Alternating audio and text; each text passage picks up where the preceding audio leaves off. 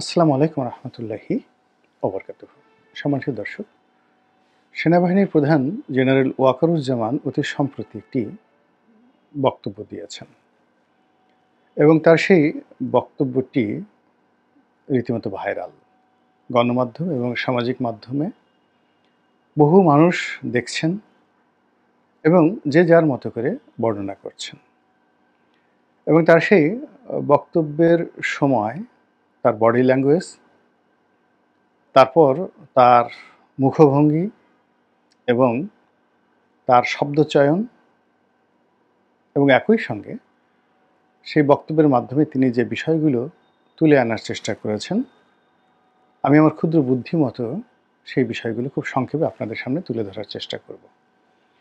আমি যতটুকু বুঝেছি তাতে মনে হয়েছে যে সেনাবাহিনীর প্রধান জেনারেল ওয়াকারুজ্জামান বর্তমানের যে সার্বিক পরিস্থিতি, এই পরিস্থিতির বেহাল দশা রাজনীতিতে, বেহাল দশা অর্থনীতিতে, বেহাল দশা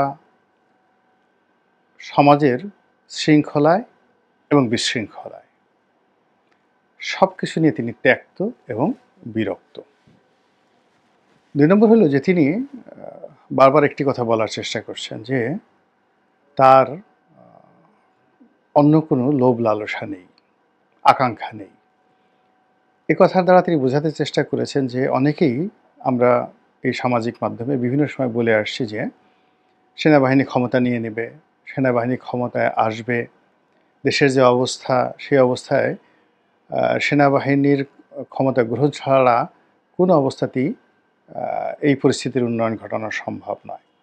সম্ভবত এই সকল প্রচার প্রোপাগান্ডার বিপরীতে তিনি বলার চেষ্টা করেছেন যে তিনি ক্ষমতালোভী নন, তার কোনো আকাঙ্ক্ষা নেই, আগ্রহ নেই এবং এই ধরনের কোনো প্ল্যান নেই। এবং আমরা এই কথাটা বিশ্বাস করতে চাই। কারণ হলো তার যদি সেই ধরনের কোনো আগ্রহ থাকতো তাহলে ডক্টর মোহাম্মদ ইউনূসের পরিবর্তে তিনি সেই প্রধান সামরিক আইন প্রশাসক হিসাবে তিনি সেই সেনা শাসন দিতে পারতেন এবং ওই সময়টিতে সেনা শাসন যদি তিনি দিতেন সকল পক্ষকে তো মেনে নিত। এমনকি আওয়ামী লীগের যারা লোকজন তারাও খুশি হতেন। এমনকি সেনা শাসনের অধীন শেখ হাসিনা জেলে যেতেও স্বাচ্ছন্দ্য অনুভব করতেন। বিএনপিও এখন যে একটা অস্থিরতার মধ্যে পড়েছে, অস্বস্তির মধ্যে পড়েছে, তো তখন বিএনপি অনায়াসে ২ বছর ৩ বছর সেনা শাসনের অধীনে তারা থাকতে তাদের আপত্তি জানাতেন না।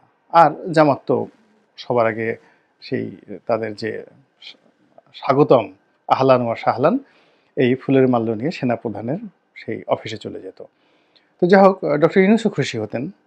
তিনি তো শুধুমাত্র মামলা থেকে মুক্তি পেতে চেয়েছিলেন। ছাত্ররাও খুশি হতো, এর কারণ হলো তারা চাকরি চেয়েছিল। তো দেশের সেনাবাহিনীর শাসন থাকলে একটা নিরপেক্ষ পরীক্ষা ব্যবস্থা, কোটাবিহীন পরীক্ষা ব্যবস্থা যদি চালু হতো, ছাত্ররা বিসিএসে কর্মকর্তা হতেন। সারা দেশে মিলিটারি যাকে বলা হয় মার্শাল কোর্ট ল কোর্ট হতো এবং সেখানে খুব দ্রুত বিচার করে ছাত্রলীগ, যুবলীগ, আওয়ামী লীগ এদের সবার বিচার করা যেত এবং এতদিন অনেক কিছু কুল্ল খালাস হয়ে যেত। কিন্তু সেই কাজটি তিনি করেননি। সেই কাজটি তিনি না করে একটি বেসামরিক প্রশাসনের হাতে বা সরকারের হাতে ক্ষমতা দিয়েছেন। পেছন দিক থেকে তিনি লজিস্টিক সাপোর্ট দিয়েছেন এবং এখন পর্যন্ত দিয়ে যাচ্ছেন। কিন্তু এতে করে পরিস্থিতির অবনতি হয়েছে, ভীষণ রকম অবনতি হয়েছে এবং এই অবনতির কারণে তিনি বিরক্তি প্রকাশ করে বলেছেন, এনাফ ইজ এনাফ। কিন্তু এই কথা বললে তিনি নিজের যে দায়, এই দায় থেকে তিনি মুক্তি পাবেন না। প্রথম কারণ হলো জনগণ কিন্তু শেখ হাসিনার পালিয়ে যাওয়ার পর সেনাপ্রধানের কথার উপর বিশ্বাস করেছে যে আমার উপর আস্থা রাখেন, আমি সব কিছু দেখছি। তারা কিন্তু ডক্টর মোহাম্মদ ইউনূসকে সেনাপ্রধানের মনোনীত ব্যক্তি হিসেবে মনে করেন। সেনাপ্রধানকে ডক্টর মোহাম্মদ ইউনূসের অধীনস্থ মানে ব্যক্তি বা কর্মকর্তা, যেটা শেখ হাসিনার জামানাতে তিনি ছিলেন, ওটা মনে করেন না কেউ। তো কাজেই তিনি ইচ্ছে করলে যদি খালি বলেন এনাফ এনাফ বা এটা হয়েছে এটা হয়েছে, এটা বললে তিনি পার পাবেন না। এটা হলো বাস্তবতা। দ্বিতীয় যে বিষয়টি এসছে সেটা হলো যে আমরা সেনাবাহিনীর ক্ষমতা বৃদ্ধি করার তাদেরকে ম্যাজিস্ট্রেসি পাওয়ার দেওয়ার ব্যাপারে সুপারিশ করেছিলাম। সেনাবাহিনী ডিপ্লয় করা ছিল ৩০,০০০ সেনাবাহিনী, কিন্তু তাদের ম্যাজিস্ট্রেসি পাওয়ার ছিল না আমরা যারা বলেছিলাম। তারপরে সরকার তাদেরকে ম্যাজিস্ট্রেসি পাওয়ার দিয়েছে এবং এখন পর্যন্ত ম্যাজিস্ট্রেসি পাওয়ার নিয়ে সেনাবাহিনী উল্লেখযোগ্য এরকম কোনো কাজ করেছেন বা করার ফলে দেশের শান্তি শৃঙ্খলায় আসছে এরকম পরিস্থিতি আমরা এখনও লক্ষ্য করিনি। ফলে তিনি যতই এনাফ এনাফ বলেন না কেন, আলটিমেটলি সরকারের কর্তা ব্যক্তি হিসেবে সমস্ত কিছুর জন্য তাকেও একটা সময় জবাবদিহি করতে হবে। এটা হলো বাস্তবতা। আর প্রকৃতির একটা লীলা খেলা আছে, ভীষণ রকম লীলা খেলা আছে, যেটা জেনারেল ওয়াকারুজ্জামানের জন্য এই মুহূর্তে রেড সিগন্যাল হতে পারে। সেটা হলো, যে মানুষ যা চায় না সে মানুষের পেছনে সেই জিনিসটি ঘুরতে থাকে, আর যারা যে জিনিসটি ব্যাপারে লালায়িত তারা কখনো সেই জিনিসগুলো পায় না। আমি ঠিক বেগম জিয়ার সেই ৯১-এর সরকার গঠন, শেখ হাসিনার জয়লাভ ১/১১, তারপর ২০০৮ সনে শেখ হাসিনার জয়লাভ, এরপরে বহু বহু মানুষের মন্ত্রী হওয়া থেকে শুরু করে মন্ত্রিত্ব হারানো, এখানে দেখেছি ৯৯.৯৯% কাজই প্রকৃতির আইন অনুযায়ী হয়েছে, কোনো তদবিরে হয়নি। আশ্চর্যজনক সব ঘটনা হয়েছে। কল্পনাও করতে পারিনি যে একটা মানুষ মন্ত্রী হবে, সে মন্ত্রী হয়ে গেছে। ইভেন ডক্টর মোহাম্মদ ইউনূস আজকের এই পর্যায়ে আসবেন, এখানে প্রকৃতি খেলে দিয়েছে। তিনি কল্পনাও করেননি। তিনি প্ল্যান করছিলেন যে কী করে পালাবেন, কোন দেশে থাকবেন, গ্রেপ্তার যদি হয়ে পড়ে তাহলে কী হবে, ইত্যাদি ইত্যাদি অনেক কিছু। কিন্তু আল্লাহ তাকে সিংহাসনে বসিয়ে দিয়েছেন। তো সেনা প্রধান যত বেশি ক্ষমতাকে অ্যাভয়েড করতে চাইবেন বা যতবার তিনি বলবেন আমি এটা চাই না, ওটা চাই না, আলটিমেটলি ওই জিনিসগুলো প্রকৃতির নিয়মে তার পিছে পিছে ছুটবে, তার পিছে পিছে ছুটতে থাকবে। আপনি এই কথাটা লিখে রাখেন, এই যে আজকে বললাম এই কথাটা লিখে রাখেন, এবং এটাই প্রকৃতির নিয়ম। কিংবা আজকের যে সেনাবাহিনী প্রধান, তাকে তো মূলত এই কাজের জন্য শেখ হাসিনা নিয়োগ দেননি। শেখ হাসিনা যে কাজটির জন্য নিয়োগ দিয়েছেন সেটা তার জন্য বুমেরাং হয়েছে শেখ হাসিনার জন্য। সেনাপ্রধান আজকের এই দায়িত্ব পালন করবেন তিনি সেটা নিজেও চাননি। যাই হোক, এই হলো তার যে বক্তব্যের কয়েকটা দিক, এবং সেখানে তাকে নিয়ে প্রকৃতি খেলছে। The nature itself is playing with him, এবং তিনি সেই প্রকৃতির খেলার বাইরে যেতে পারবেন না। এটা তিনি যত দ্রুত বুঝতে পারবেন, তাড়াতাড়ি বুঝতে পারবেন, আর সেটি তার জন্য ভালো হবে। ১ ২ নম্বর হলো যে তার উপর যে প্রকৃতি ভর করেছে, এই ভাষণে আমি দেখলাম তিনি যে কমান্ড নিয়ে বা কমান্ডিং ভয়েসে যে কথাগুলো বলছিলেন এবং যেভাবে নির্দেশনা দিচ্ছিলেন এবং যেভাবে ডক্টর মোহাম্মদ ইউনূসের রেফারেন্স দিচ্ছিলেন, রাজনৈতিক দলগুলোকে নিয়ে কথা বলছিলেন, এবং স্পষ্টতই তার যে সিদ্ধান্ত, তার দৃষ্টিভঙ্গি, এবং এখানে যেমন এখানে কোনো ইফ চলবে না, বাট চলবে না, অর্থাৎ যদি কিন্তু চলবে না। এবং তিনি একটা জায়গাতে বলছেন যে এই জায়গাটিতে ফুল স্টপ দিয়ে দিতে হবে, এর সামনে আর এগোনো যাবে না। বিডিআরের বিচার নিয়ে তিনি বলছিলেন যে এখন বিচারে নিয়ে বিদেশের ইউটিউবাররা এখানে নেগোসিয়েশন করার চেষ্টা করছে, রাজনীতিবিদরা এখানে তদবির করার চেষ্টা করছে। তো বিডিআর সদস্যরা যে নির্মম হত্যাকাণ্ড ঘটিয়েছে এবং সেনা সদস্যদেরকে মেরেছে, এই টোটাল প্রক্রিয়াটা এই জায়গাতেই ডট দিয়ে দেওয়ার জন্য তিনি যেভাবে নির্দেশনা দিয়েছেন, এটি গত ৭ মাসে কখনো হয়নি। ফলে মনে হচ্ছে প্রকৃতি তাকে নিয়ে যে খেলছে, সেই খেলার যে জায়গাটি, সেই জায়গাটিতে তার কণ্ঠে, তার শব্দচয়নে, তার চাহনিতে, তার অঙ্গভঙ্গিতে এমন অনেক কিছু ঘটে গেছে এই ভাষণটিতে, যেটা তিনি হয়তো নিজেও কল্পনা করতে পারছেন না।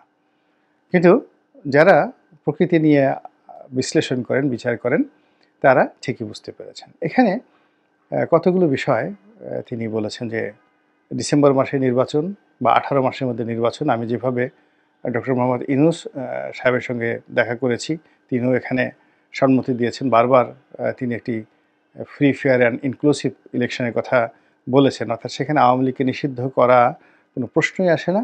আর এখানে সকল রাজনৈতিক দলের যে অংশগ্রহণ, এটি তিনি চাচ্ছেন এবং এর বাইরে তিনি যাবেন না, তার পক্ষে যাওয়া সম্ভব না। এই কথাগুলো তিনি স্পষ্টভাবে এর আগে কখনো এতটা দৃঢ়তার সঙ্গে বলেননি।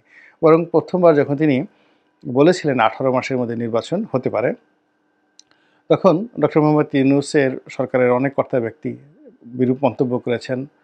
অনেকে তো পারলে এটা নিয়ে সেনাবাহিনীর প্রধানের যে চাকরি থেকে তাকে বাদ দিয়ে দেন। কিন্তু আজকের যে বক্তব্য, সেই বক্তব্যে মনে হলো যে তিনি যে কমান্ডিং ভয়ে যে তার ডিজায়ারের কথা বলছেন, সেই ডিজায়ারের মধ্যে তিনি স্পষ্ট বলে দিয়েছেন যে পুরো রাষ্ট্রের সকল ব্যবস্থা ভেঙে পড়েছে। রাজনীতিবিদরা হানাহানি করছে, মারামারি করছে এবং তারা যদি এভাবে করতে থাকে পুরো রাষ্ট্রের স্বাধীনতার সার্বভৌমত্ব ভেঙে পড়বে। আমার ৩০,০০০ সৈন্য মাঠে আছে, যেখানে পুলিশ ২.৫ লক্ষ। সেখানে ৩০,০০০ সৈন্যবাহিনী কিছুই করতে পারবে না। তিনি স্পষ্টভাবে বলে দিয়েছেন। তো এই ৩০,০০০ সৈন্যবাহিনী এক গ্রুপ দায়িত্ব পালন করছে, তারা আবার নির্দিষ্ট দায়িত্ব পালন করে ক্যান্টনমেন্টে ফিরে আসছে, আবার অন্য গ্রুপ সেখানে যাচ্ছে। এই ঝামেলা কেন সেনাবাহিনী নিতে যাবে? এই ব্যাপারে তিনি তার যে বিরক্তি, তিনি কোনো রকম যাকে বলা হয় রাগ ঢাক না করে স্পষ্টতভাবেই রাজনৈতিক দলগুলোর প্রতি চ্যালেঞ্জ ছুড়ে দিয়েছেন। এবং এখানে নির্বাচন নিয়ে রাজনৈতিক দলগুলোর মারামারি হানাহানি নিয়ে আইনশৃঙ্খলা নিয়ে তিনি যে একেবারে অকপটে অনেক কথাগুলো বলেছেন এবং কেন এই অপরাধ হচ্ছে, এই অপরাধ হওয়ার জন্য অপরাধীরা কেন এই সময়টিকে বেছে নিয়েছে, কেন এটাকে স্বর্গোদ্যান মনে করছে, অপরাধের স্বর্গ রাজ্য মনে করছে, সেটারও তিনি ইঙ্গিত দিয়েছেন যে আপনারা মারামারি করবেন, কাটাকাটি করবেন, নিজেরা চাঁদাবাজি করবেন, একে অপরের ১৪ গোষ্ঠী উদ্ধার করবেন। আর এই সময়টাতে ছিনতাইকারী, ডাকাত, রাহাজানি, ধর্ষক যারা রয়েছেন তারা আঙ্গুল চুষবেন, এটা হয় না।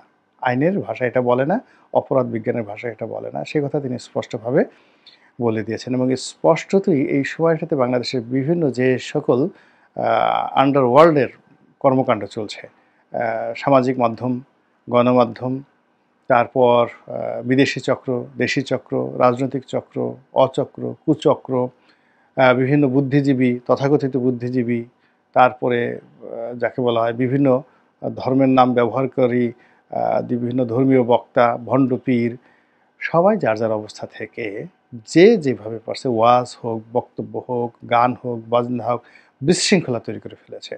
তো এই বিশৃঙ্খলা যে তাকে উত্তেজিত করে ফেলেছে, এই বিশৃঙ্খলা যে তাকে কঠোর করে ফেলেছে, এই বিশৃঙ্খলা যে তাকে দৃঢ়তা দিয়েছে, এটা এই বক্তব্যে আমরা বুঝতে পারলাম। এবং তিনি যে সতর্কবার্তা দিয়েছেন, আমার ক্ষুদ্র অভিজ্ঞতা নিয়ে আমি বলতে পারি তার সেই সতর্কবাণী কেউ শুনবেন না। তিনি যাদেরকে জন্য সতর্কবার্তা দিয়েছেন কেউ শুনবেন না। আমাদের দেশের মানুষ কথা শোনে না, আমাদের দেশের মানুষ বাড়ি খায়, আমাদের দেশের মানুষ লাথি এবং গুঁতো না দেওয়া পর্যন্ত সে বুঝে না। তো এখানে জনাব ওয়াকারুজ্জামানকে শক্তি প্রয়োগ করতে হবে, এর বাইরে কোনো অবস্থাতেই তিনি যে কথাগুলো বললেন এগুলো আমরা শুনলাম, শুনতে ভালো লাগলো, কিন্তু এগুলোর কোনো কাজে কাজ আসবে না। আর সেই কাজ যদি না করেন তাহলে তিনি যে গর্ব করলেন যে সেনাবাহিনী, নৌবাহিনী, বিমান বাহিনী তারা কাজ করছেন এবং তারা এখনো পর্যন্ত যে চেইন অফ কমান্ডের মধ্যে রয়েছেন, শৃঙ্খলার মধ্যে রয়েছেন। তো সেই শৃঙ্খলা যদি স্বাধীনতায় না থাকে, দেশে যদি বিশৃঙ্খলা আরও ব্যাপক আকার হয়, তাহলে এই ৩ বাহিনীর সদস্যের সংখ্যা কত? সাকুলে ২ লাখ। ২ লাখ মানুষ তো চেইন অফ কমান্ডে থাকতে পারবে না। এমনকি তারা মানে ক্যান্টনমেন্টের মধ্যে যদি দরজা বন্ধ করে নিজের এলাকাতে সমস্ত কামান, বন্দুক, তারপরে শস্য এন্টি মিসাইল, সে যাকে বলা হয় এয়ারক্রাফট মিসাইল, যে সকল মারণাস্ত্র রয়েছে সেগুলোও যদি চারিদিকে তাক করে রাখেন তবুও তারা রক্ষা পাবেন না। এর কারণ হলো সবচেয়ে ইফেক্টিভ মধ্যপ্রাচ্যের ইফেক্টিভ বাহিনী ছিল সাদ্দামের রিপাবলিকান গার্ড। ১০ লাখের ছোট্ট একটা দেশ ইরাক, সেখানে ১০ লাখ সেনাবাহিনী ছিল এবং এর একটা বিরাট অংশ ছিল রিপাবলিকান গার্ড, দুর্ধর্ষ। সেই রিপাবলিকান গার্ড সম্পূর্ণ কিন্তু ভ্যানিশ হয়ে গিয়েছিল এবং সেই রিপাবলিকান গার্ডদের দিয়েই কিন্তু আইএস তৈরি করা হয়েছে আমেরিকা এবং ইসরায়েলের মদদে। তো কাজেই আমাদের এই যে বাংলাদেশে এখন যে শকুন উঠছে মাথার উপর, কাজেই এখানে যাদের হাতে লাঠি আছে, যাদের হাতে ক্ষমতা আছে, তাদেরকে সেটা প্রয়োগ করতে হবে। সেনাপ্রধান আজকে যে ভাষায় কথা বলেছেন তাকে স্বাগত জানাচ্ছি এবং এই ধরনের কথা আরও ঘন ঘন তার বলা উচিত এবং দৃশ্যত আলটিমেটলি যেহেতু বদনাম তারই হবে, সুনামও তারও হবে, কাজেই তিনি কারোর উপর দায়িত্ব ছেড়ে দিয়ে বা ওখান থেকে তিনি একটা বক্তব্য দিয়ে বললেন যে অমুক ওটা করবে, অমুক ওটা করবে, এতে হবে না। এতে করে আরও ক্ষয়ক্ষতির পরিমাণ বাড়তে থাকবে। আল্লাহ আমাদের সবাইকে হেদায়েত দান করুন এবং হেফাজত করুন। আসসালামু আলাইকুম ওয়া রাহমাতুল্লাহি ওয়া বারাকাতুহু।